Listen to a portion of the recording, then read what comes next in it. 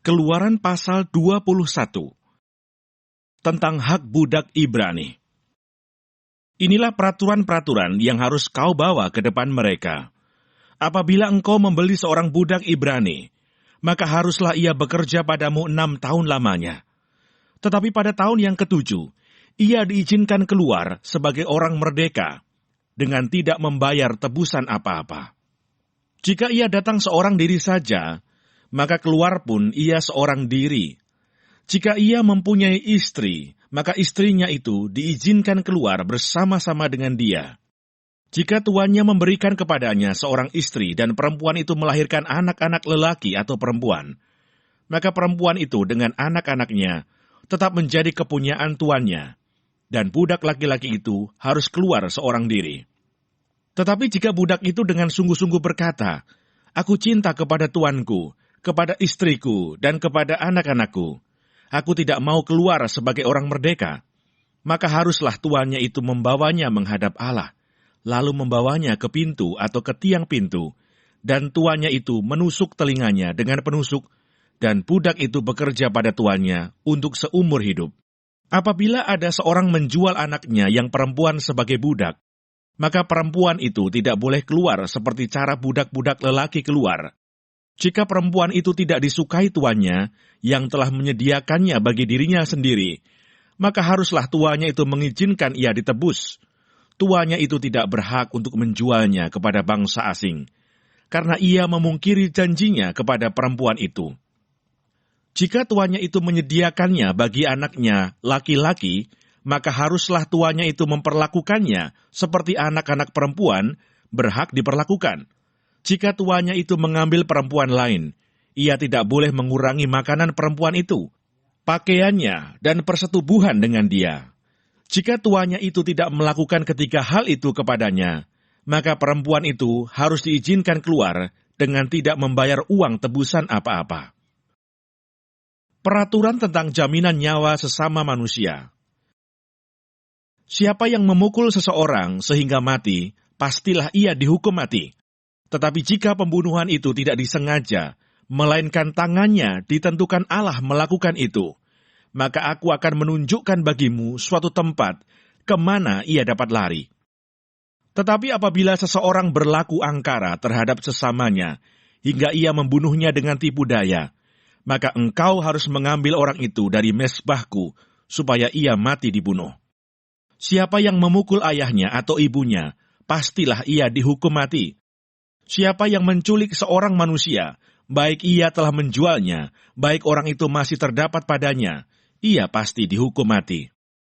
Siapa yang mengutuki ayahnya atau ibunya, ia pasti dihukum mati. Apabila ada orang bertengkar dan yang seorang memukul yang lain dengan batu atau dengan tinjunya, sehingga yang lain itu memang tidak mati, tetapi terpaksa berbaring di tempat tidur, maka orang yang memukul itu bebas dari hukuman. Jika yang lain itu dapat bangkit lagi dan dapat berjalan di luar dengan memakai tongkat, hanya ia harus membayar kerugian orang yang lain itu, karena terpaksa menganggur dan menanggung pengobatannya sampai sembuh.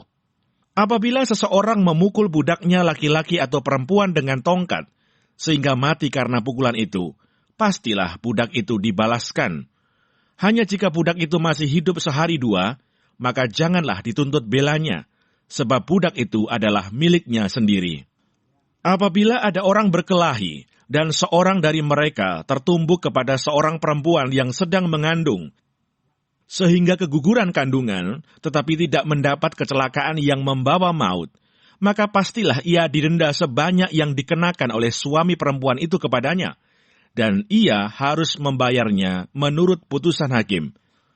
Tetapi jika perempuan itu mendapat kecelakaan yang membawa maut, maka engkau harus memberikan nyawa ganti nyawa, mata ganti mata, gigi ganti gigi, tangan ganti tangan, kaki ganti kaki, lecur ganti lecur, luka ganti luka, bengkak ganti bengkak.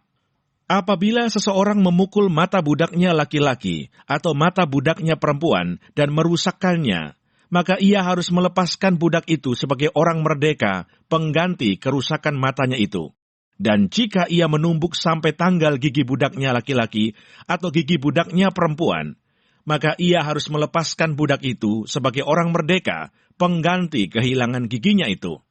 Apabila seekor lembu menanduk seorang laki-laki atau perempuan sehingga mati, maka pastilah lembu itu dilempari mati dengan batu dan dagingnya tidak boleh dimakan. Tetapi pemilik lembu itu bebas dari hukuman. Tetapi jika lembu itu sejak dahulu telah sering menanduk dan pemiliknya telah diperingatkan, tetapi tidak mau menjaganya, kemudian lembu itu menanduk mati seorang laki-laki atau perempuan, maka lembu itu harus dilempari mati dengan batu, tetapi pemiliknya pun harus dihukum mati. Jika dibebankan kepadanya uang pendamaian, maka haruslah dibayarnya segala yang dibebankan kepadanya itu sebagai tebusan nyawanya. Kalau ditanduknya seorang anak laki-laki atau perempuan, maka pemiliknya harus diperlakukan menurut peraturan itu juga. Tetapi jika lembu itu menanduk seorang budak laki-laki atau perempuan, maka pemiliknya harus membayar 30 sikal perak kepada tuan budak itu, dan lembu itu harus dilempari mati dengan batu. Apabila seseorang membuka sumur, atau apabila seseorang menggali sumur dengan tidak menutupnya, dan seekor lembu atau keledai jatuh ke dalamnya, maka pemilik sumur itu harus membayar ganti kerugian. Ia harus mengganti harga binatang itu dengan uang kepada pemiliknya, tetapi binatang yang mati itu menjadi kepunyaannya. Apabila lembu seseorang menanduk lembu orang lain sehingga mati, maka lembu yang hidup itu harus dijual, uangnya dibagi, dan binatang yang mati itu pun harus dibagi juga.